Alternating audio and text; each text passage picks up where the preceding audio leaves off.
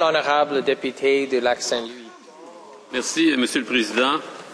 Je me lève aujourd'hui en cette Chambre parce que j'estime que c'est mon profond devoir d'intervenir dans ce débat au nom de mes concitoyens et concitoyennes qui, comme moi, sont préoccupés, voire bouleversés, estomaqués par ce geste législatif fort malheureux que le gouvernement conservateur a fait en déposant son projet de loi visant à démanteler le registre des armes à feu, et ce, le plus vite possible, après avoir même imposé le bâillon à ce débat. Il m'incombe de souligner que je suis également très déçu que le gouvernement ait imposé ce bâillon ce matin, même avant que le débat commence. Ce débat porte sur un enjeu qui est au cœur du débat plus large sur le type de société dans laquelle nous désirons vivre au Canada.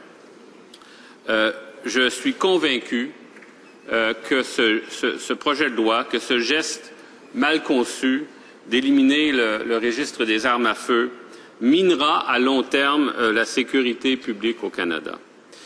Mes concitoyens et concitoyennes de Lac-Saint-Louis et de la région de Montréal également se sentent fortement interpellés par la question du contrôle des armes à feu. Au cours des 25 dernières années, Monsieur le Président, nous avons vécu à Montréal 3 drames meurtriers, les 3 dans des institutions postsecondaires, Monsieur le Président. Pour ceux et celles qui ne connaissent pas intimement la géographie urbaine de l'île de Montréal, ces 3 drames se sont déroulés dans une zone assez restreinte au centre-ville de Montréal. L'École polytechnique de l'Université de Montréal, l'Université Concordia et le Cégep Dawson sont à quelques rues l'un de l'autre. D'ailleurs, je crois qu'il y a seulement environ une dizaine de rues qui séparent le Cégep Dawson, où j'ai moi-même enseigné il y a une quinzaine d'années, qui sépare le Cégep Dawson de l'Université Concordia. La Polytechnique, évidemment, c'est un peu plus au nord, de l'autre côté de la montagne, mais toutes ces institutions se retrouvent dans une zone assez restreinte. Mr. Speaker, this is not about, at least for me and my party, this is not about the integrity of gun owners. The vast majority of long gun owners that I know are sterling citizens. They are community volunteers. Many would give you the shirt off their back. They believe in community. They believe in safe community. They believe in safe streets. Some that I know are first responders, and I'm proud to know them. That gun owners are respected and responsible citizens is reflected empirically in the fact that 90% of gun owners have registered their firearms. In other words, despite their sometimes annoyance and in many cases strong opposition to the requirement to register their firearms, they register their firearms all the same. And I think that speaks volumes for them, for their character. They are lawful citizens who do their duty, Mr. Speaker. Some gun owners even voted for me, despite our differences on this contentious issue, which speaks volumes about the open-mindedness of voters in my riding of Lac-Saint-Louis. Now, why does the gun registry work, Mr. Speaker? It's because of gun owners themselves. It is because of their deep sense of responsibility. I believe, Mr. Speaker, that gun owners' inherent sense of responsibility is reinforced by the requirement to register their firearms. This sense of responsibility further translates into a heightened sense of the need for proper and safe storage of firearms. There's a logical connection, therefore, in my view, between registration of any object and the proper care of that object. If vehicles were not registered, people would feel free to abandon their old jalopies in a field somewhere at the end of the car's useful life, knowing that no one would come knocking on their door or later on to say, "Hey, you left your car on the street there taking up space, please cart it away or you'll be fined. So I think the fact of registering makes people feel much more responsible for whatever the particular item is. Now, Mr. Speaker, I think it's most unfortunate that over the years the government or the Conservative caucus, when in opposition, tried to reinforce the notion, tried to create a feeling among gun owners that they should feel like criminals because they are being asked to register their firearms. I think the government was wrong in its attempts, its ongoing attempts to convince gun owners that a society that has a requirement to register firearms is a society that sees them as criminals. Now, even though gun owners, Mr. Speaker, are lawful and responsible citizens, the government should nonetheless talk straight to gun owners. The government should make it clear that should make clear the legal and constitutional truth about firearms, and that there is no unfettered constitutional right in Canada to bear arms. As a matter of fact, in the case of the Queen versus Wiles, the court, and I quote, stated, "Possession and use of firearms is a heavily regulated privilege." The operative word here, of course, Mr. Speaker, is heavily regulated. Now, we've heard examples and we've heard references from the other side of the House to gun owners who are farmers, hunters, gun owners who live in rural areas. And the image that is projected, of course, is of a group of people that of course are responsible. A group of people who use guns as a tool of their daily work as farmers and so on. So I think that obviously that image is correct in many cases. But what I would say, Mr. Speaker, is that the opposition, the government seems to be focusing on that kind of romantic image of the gun owner to justify its legislation. As I say, this is reflective of many gun owners in Canada. But what I would submit, Mr. Speaker, is that the type of gun owner we have in Canada is changing. It's no longer necessarily the farmer who's working to keep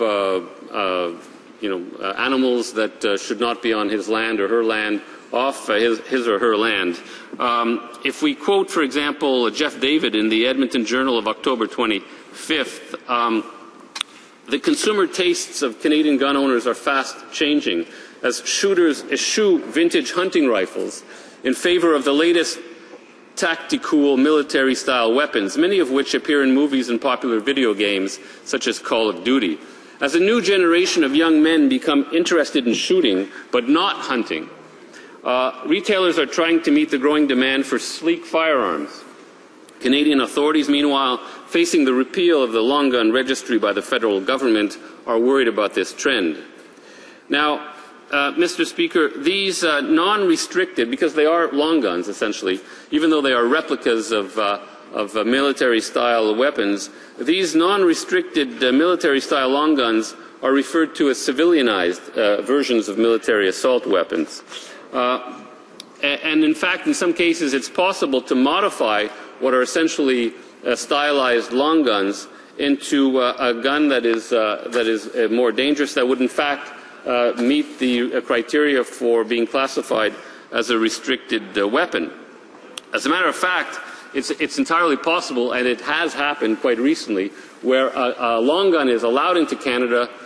It is allowed to be sold as a non-restricted weapon, only for the RCMP, on second thought, to say, well, you know what, it's a little too dangerous, it can be modified. We will now classify it as a restricted weapon. We'd better get a hold of those copies that were previously sold as non-restricted weapons. As a matter of fact, to give you an example, the Norinco Type 97 rifle was initially classified by the RCMP as a non-restricted weapon, and about 50 were sold in Canada. The RCMP Firearms Directorate later reclassified the Type 97 as a prohibited weapon. Letters were sent to 50 owners who already had them, asking them to turn the new guns into their local police stations. Now, Mr. Speaker, as a matter of basic logic, if these guns are not registered when they are first sold as non-restricted firearms, how is the RCMP going to send letters to the owners asking them to turn their guns in, Mr. Speaker? So I think in this case we can see that the registry would be useful. Now, rifles and shotguns are responsible for half the police officers killed in the line of duty over the past few years. And we've been talking a lot about common sense and intuition. The previous speaker said for him it was a matter of intuition. I can understand that. There are some common sense arguments in debates like this because we are not dealing with hard science. We're dealing with social science research and social science studies. So indeed, there has to be at times a resort to a kind of moral intuition. But let us start with a recent study by Étienne Blais and Marie-Pierre Gagné of the University of Montreal, who studied the data and looked at the enactment of Bill C-51 in 1977, requiring gun owners to obtain a firearm acquisition certificate. They looked at Bill C-68 in 1995, which set up the gun registry, and so on. And they found, doing their analysis, that these pieces of legislation were responsible for a 5 to 10% decrease in homicides committed with a firearm, depending on the province. And the studies have also shown that those who live in a home with one firearm have a higher risk of being victims of homicide.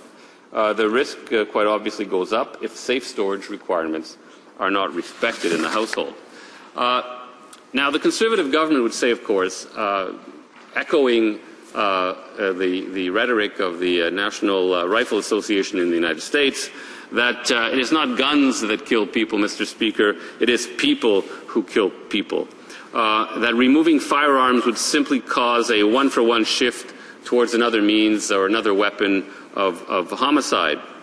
However, this argument has been rejected by solid research, namely by Philip Cook in his 1981 study, The Effect of Gun Availability on Violent Crime Patterns. And I'd like to quote, a decision to kill is easier and safer to implement with a gun than with other commonly available weapons. There is less danger of effective victim resistance during the attack. I think we can understand the logic behind that, Mr. Speaker. And the killing can be accomplished more quickly and impersonally with less sustained effort than is usually required with a knife or blunt object. Now, let us remember another thing, Mr. Speaker. Homicides committed with a firearm are not, as the Conservatives would have us believe, premeditated acts. They are often impulsive acts committed under the influence of alcohol. This makes the safe storage of firearms and measures like the registry, which are intended to encourage safe storage, all the more relevant in my view, Mr. Speaker. But there's an issue that hasn't really been discussed in this debate to date, as far as I can tell, and that is the issue of firearms and suicide. Suicide, we just had a debate on suicide a couple of weeks ago where people weighed in with very earnest and well-motivated speeches. But in this debate on the gun registry, we haven't heard much about suicide, at least from the other side. Now, suicide accounts for nearly 3/4 of all firearms-related deaths in Canada, Mr. Speaker. Last year, a Quebec Institute of Health study found that male suicide rates declined notably following the introduction of firearms legislation. And as a matter of common sense, removing the means of suicide will naturally affect the suicide rate. And the means of suicide, Mr. Speaker, can vary according to country. For example, in China and India, death by pesticide intake is more common. Subsequently, the development of strict controls on access to and storage of pesticides and industrial poisons has resulted in a reduction of suicide rates in these countries. The government also likes to speak about victims and how it stands up for victims. Yet, l'Association canadienne pour la prévention du suicide, l'Association des familles de personnes assassinées ou disparues, l'Association québécoise Plaidoyer Victimes, and the federal ombudsman of the victims of crime are all calling for the gun registry to remain in place. Now, Mr. Speaker, this brings me to another point, and it relates to a point that I mentioned earlier. We can get into a battle of dueling studies. We understand that. We're in the realm of social science. Sometimes the same set of data yields very different conclusions. Just a little while ago, a couple of weeks ago, there was an emergency medicine academic, Kalen Langman, who published a study. He looked at the major pieces of gun control legislation, the 1977 bill, which required criminal record checks, the 1991 bill that imposed mandatory safety training and imposed a 28-day waiting period for purchase, and the 1995 long gun registry legislation. And what he came up with as a conclusion was that he failed to definitively demonstrate an association between firearms legislation and homicide between 1974 and 2008. I would mention that the study does not cover suicide. Now, members on the other side will be saying, well, you see, we told you so. There's a study that says that none of these pieces of legislation worked. Well, one of the pieces of legislation that didn't work, according to this study, was the legislation requiring a firearms acquisition certificate, or in other words, licensing, in order to be a firearms owner. So by this logic, the government shouldn't be stopping at getting rid of the registry. It should be getting rid of the licensing provisions in Canadian law as well. But we know it's not doing that. So I believe in some way, Mr. Speaker, and all due respect to my colleagues on the other side, that they are cherry-picking the evidence in some ways, Mr. Speaker. And I think, there are some people in Canada at the moment, the Canadian Taxpayers Federation and others, who would like to see gun licensing eliminated, and would probably use a study like Mr. Langman's to justify the cost-saving push to eliminate licensing, which of course must make farmers and hunters and law-abiding gun owners feel like criminals, according to the government's logic. Now, I think what strikes me the most about some of the arguments I've heard on the other side of the House, Mr. Speaker, is the statement that has been made often over the last few months that the gun registry has not saved one single life. That is quite a sweeping statement, Mr. Speaker. I think now we're in the realm of government omniscience, and we're really into the realm of absolutism. I could never make a statement like that, about pretty much any kind of phenomenon that can't be measured scientifically. How do we know it hasn't saved a life? For example, in the Dawson episode, the Dawson tragedy, the police were able to use the registry to remove firearms from a potential copycat who might have committed the same crime after witnessing what Kim Vergil did. So, is it possible? Would the government admit that it's at least possible that there is even a 1% chance that the gun registry may have saved at least one life? I think, in good faith, and I believe the members opposite are members who speak in good faith on this issue. Any member in good faith would have to admit that there's a possibility. So then the question becomes, Mr. Speaker, how much time do I have left? 1 minute. The question becomes, how much is one life worth?